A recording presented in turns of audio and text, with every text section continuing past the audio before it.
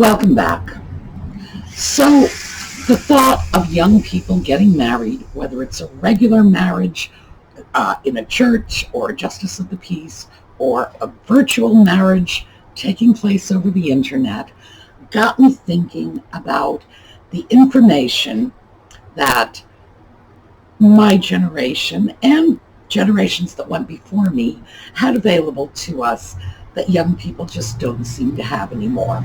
So I thought we would do another sort of handy household hacks video. This time it's going to be kitchen hacks. But as you know, I don't get to call them hacks. YouTube does not like that word. So we're going to call them handy kitchen hints when we come back.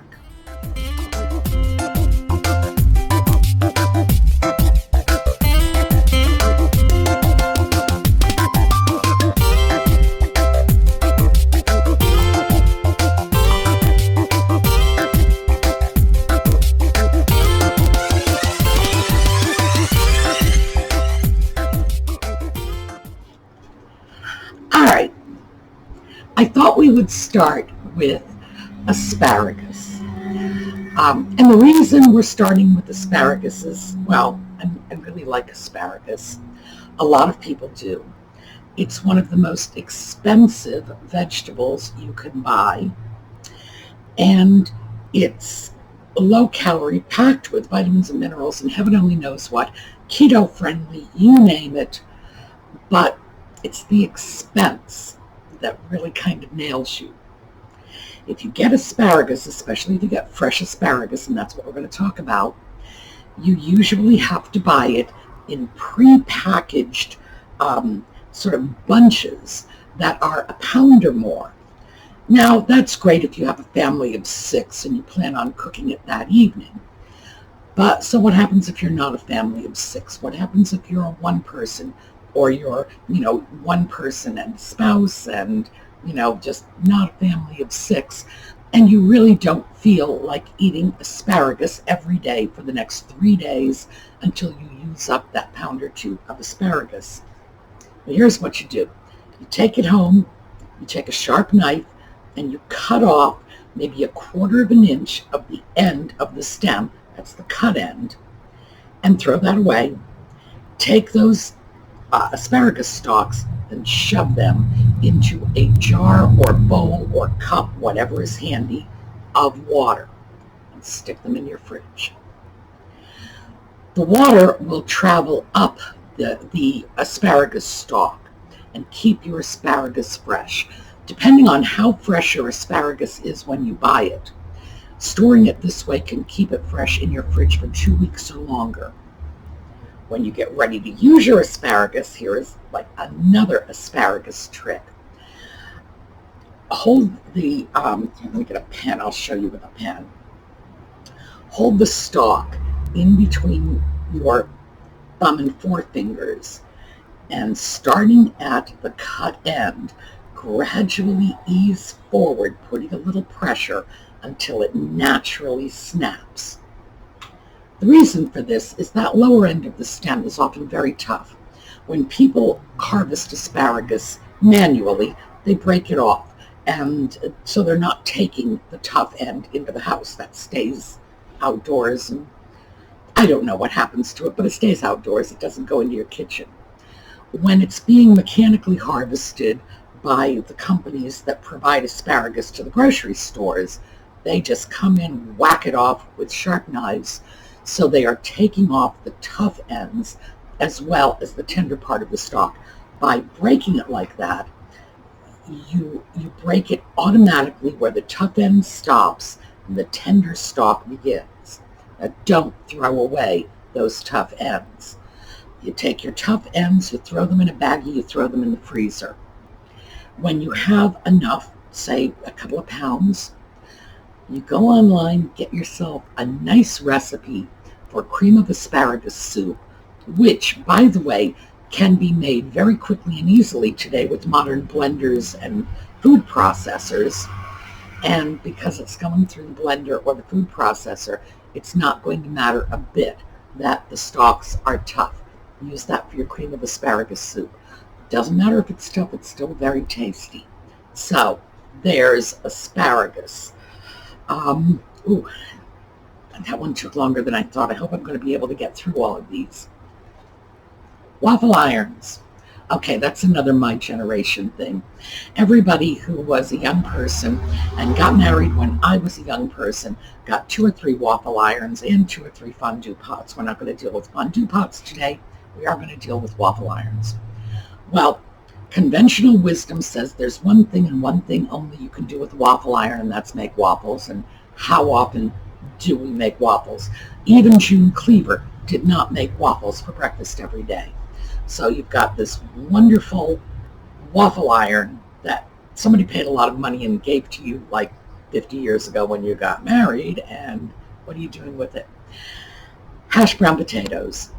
You can either grate the potatoes yourself or buy store-bought bags of grated hash brown potatoes. You spray your waffle iron with a cooking spray, both sides, top and bottom. Cram those grated potatoes in there, drop the cover, poof, hash brown potatoes, and a secondary use for the waffle iron, which is otherwise gathering dust in the cabinets. Tomato sauce. So you've got tomato sauce and it's a little acidic. So again, we're talking conventional wisdom here. Throw in a spoonful of sugar. But there's a better way. Throw in a carrot or 2. The sugar will leach out of the carrot into your sauce. This is especially good if you have leftover sauce that has gotten a little acidic, which it does after it's been in the fridge for about 12 to 24 hours, which, by the way, is perfectly tasty sauce. It's just yesterday's sauce, but it's a little on the acidic side. You reheat it, you cook it up with that carrot. Throw the carrot away. The sugar from the carrot will leach into the sauce, and there you go. No acidic taste. And it is actually better for you all the way around than throwing that spoonful of refined sugar in it. I know that in The Godfather, Clemenza told Michael, here's my secret, and started dumping the sugar in. Don't ignore Clemenza. His best line was, leave the gun and take the cannoli. Not, here's my secret, dumping sugar in the sauce. Okay, Godfather trivia out of the way. Peanut butter. Most of us have gotten wise to the fact that regular commercial peanut butters, the ones that get advertised, and I'm not going to mention any brands, are loaded with chemicals and partially hydrogenated God only knows what. So most of us are getting smart and getting natural peanut butter. But natural peanut butter without all those chemicals to keep the oils and the peanuts all blended neatly tend to separate. The oils rise to the top. You get natural peanut butter, you store it upside down. And that way, when you turn it upside down, the oil is at the bottom, making it much easier to stir it and reconstitute it. Potato chips. Kids love this. So if you've got kids, if you've got grandkids, this one is great. So you want to make potato chips. Okay, you peel your potato and you keep right on peeling. You do not have to sit there and try to finely slice little 8-inch slices off your potato. You take your potato peeler, bang, bang, bang, those are your chips. Now, once you have your stack of peeled potato, which is nice thin potato chips, you have to rinse it off to get rid of the excess starch. Then throw it into water. You do cold water and add a little vinegar. The water-vinegar ratio is 12-1. If you put it in 12 cups of water, you want 1 cup of vinegar. 6 cups of water, you want half a cup of vinegar. 3 cups of water, a quarter cup of vinegar. 4 cups of water, a third a cup of vinegar. It's great because it's 12, so the math is super easy. And soak that for about half an hour. Potato chips will absorb enough of the vinegar so that when you throw them into the hot oil, they will crisp up real fast and stay crispy instead of going soggy. Crispy things, frying. Let me take these out of order. Chinese friend of mine once told me, because he saw me cooking something and it just made him crazy, and he stopped and screamed, "Mila, hot wok, cold oil. Don't you have ama?" I had no idea what an ama. Later found out it's like a grandmother. That this is, my grandmother was supposed to have told me that, in other words. My grandmother would not have known a wok if you hit her in the head with it. But of course, as far as he was concerned, every grandmother has their own wok secrets. Hot wok, cold oil. Stayed with me ever since. The best way to cook food is in a hot skillet. All professional chefs will tell you this. If you're going to cook it, make sure you preheat your pan. Most of the time we don't do that. We think it's foolish. No. This is right up there with the potato chip wisdom. If you want things fried up, quick, crispy, not soggy and not overcooked, that's the secret. Hot wok, cold oil. Don't you have ama? All right, meat. So you want to throw meat in your pan, and you need to cut it. Easiest way to cut meat is to freeze it for about 15-20 minutes. Not like forever. You don't want it hard as a rock, but you want it solid enough so that the knife will slice through it easily. It's an old trick, and it works. Burgers. Every now and then, I see this on YouTube on some ad for something or other, and it says, if you want a tasty burger, you need an ice cube. Okay? Well, I finally followed one of those ads to see what they meant, and what they're talking about is the too thin patty technique of making burgers. So we all know that when you make a burger, you're not just grabbing ground beef and slamming it into patties. Usually you're going to put a little bit of seasoning in it, something that's going to, flavor it up. A lot of us will make these patties up largely the same way we do things like our meatloaf. At least I do. And I've got my package of Lipton onion soup mix, which, by the way, is the secret to my meatloaf. It really works. And I scrunch that into the ground beef, throw in an egg, and then it holds together well, and it lets me form thin patties that will cook quickly and cook all the way through. Because although some people like rare burgers, a lot of people really want them medium or well done, but they don't want the outside flash fried. So thin burgers are the secret. But here's where the ice cube thing comes in. Make 2 thin patties, and then you can sandwich things in between the 2 thin patties. You can throw in a slice of cheese. You can throw in a slice of onion if that's something you enjoy. Or you can put in an ice cube, and the ice cube will keep the center of the hamburger patty hydrated while it cooks on the grill, and it won't dry out. In any case, of course, the whole idea of 2 really thin patties with something in the middle that's a terrific surprise. Everybody loves it. They cut into it, and there's your cheese. Very, very easy. It's just like that, and everybody's seen this at one point or another, the hard-boiled egg inside the meatloaf, only this is the cheese inside the burger. Herbs. Speaking of things you're going to shove in there, you want to shove some herbs in your burger? What you need to do is you need to snip your herbs with your kitchen scissors. If you don't have kitchen scissors, go to Walmart or anywhere else you please and get yourself some scissors. Snip, snip, snip, snip, snip. Easiest way to cut herbs. Hold them in one hand, snip with the other.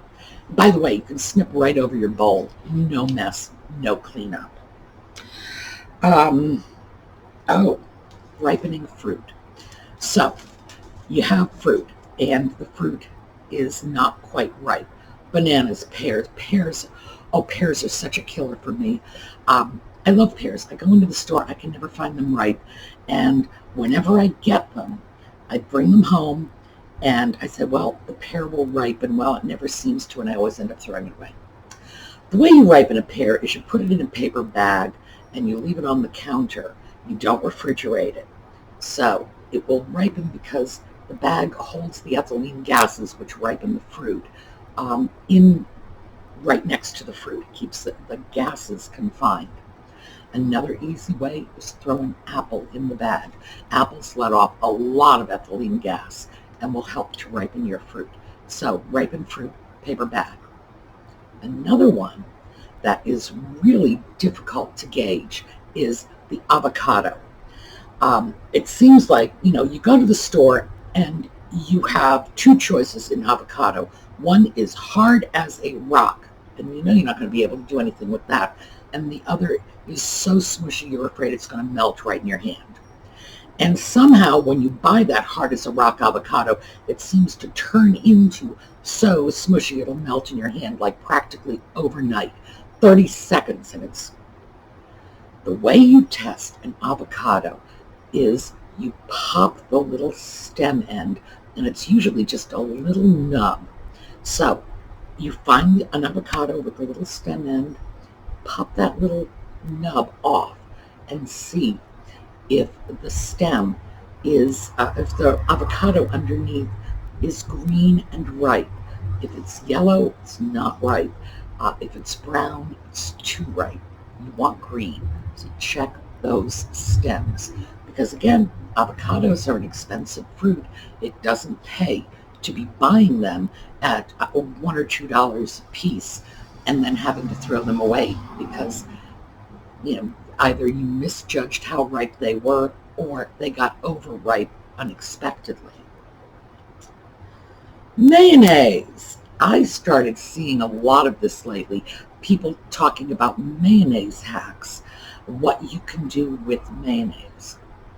I used to make my own mayonnaise, so I can absolutely tell you mayonnaise is an egg or egg yolk, a little mustard, some acid, either lemon juice or vinegar, and a boatload of vegetable oil.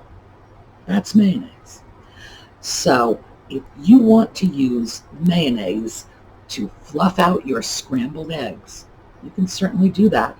It's nothing but eggs, lemon juice or vinegar, oil, and a little mustard, which will all go well with your scrambled eggs. I saw that trick recently on these mayonnaise hacks. Excuse me, and it said to use mayonnaise instead of milk. Use anything instead of milk. You do not use milk in scrambled eggs. No one does that. You use water. If you want to water down your eggs, which you should if you're making an omelet or scrambled eggs, water, not milk. Milk is a mistake.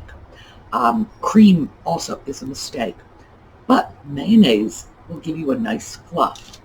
Also, if you want to take your mayonnaise and brush it on fish before you're grilling, because of course, summertime and we're all looking at grilling, a lot of fish will just crumble on the grill and you think, oh, I'm going to get this nice piece of grilled fish, and it's crumbling down and suddenly your dinner is living in the charcoal briquettes. No, a little bit of mayonnaise will help your fish hold together better. Also, if you want to grill fish on your barbecue, easiest thing you can do is just drop a piece of aluminum foil across the grill. Grill your fish on the aluminum foil. Very, very easy. And if you position your fish on one half of the piece of aluminum foil, you take your tongs, you grab the corner, flip the entire piece of aluminum foil over, and drop your fish onto the other half. You don't need to scrape it up. So fish on the grill is very easy. Leftovers. So you've got a little extra broth or a little extra wine or a little extra whatever from your cooking, maybe a little extra gravy. Freeze it. Pour it into a baggie, throw it in the freezer, and use it next time. Most of us just throw that stuff away because we think it cannot be saved. Most of the time, it can be saved. And if it's broth or gravy, you don't have to remake it. Pizza, again, reheating. The best way to reheat pizza is in a skillet or a grill pan. Just drop your pizza in the pan, cook it on a low heat. The pan will keep the pizza crust crispy, and the heat gradually coming up will melt your cheese and your sauce and your whatever else and heat that up for you. One final, if you're making citrus juice, orange juice, lemon juice, from the oranges or lemons, if you're juicing them, microwave your fruit for about 10 or 15 seconds first. It will make the juicing a lot easier and will provide much more juice out of each fruit. And that is just a function of the slight heating of the fruit will make the juices easier. So I hope these have been helpful. And before we go, by popular request, a little bit of grammar. Let's talk about there, and there. All right, we've got 3 of these. The first one is there, T-H-E-R-E, as in here and there. So I'm here, you're there. Very easy. We've got a built-in mnemonic for that one. T-H-E-R-E, the word here, is right in that version of there. So T-H-E-R-E, that's here and there. You've got here right there, so you know which one that is. The next one, T-H-E-I-R, there, as in belonging to them. Well, we have another word right in there, which is heir, as in heir to the throne of Great Britain. And that's their inheritance, not ours. We are not going to inherit the goodies. So when you think of that, their belongings are the belongings to which they are heir to. There. And that one should clue in. The final one is there. T-H-E-Y apostrophe R-E, for they are. And that one is just a simple, straight-up contraction. As we already discussed, contractions are not contractions are not how we deal with pronouns in terms of possession. So when we say there, it's a they are. It's not something that belongs to them, as in T-H-E-I-R, because that's pronoun possessive, no apostrophes in that. So I hope this will help a little.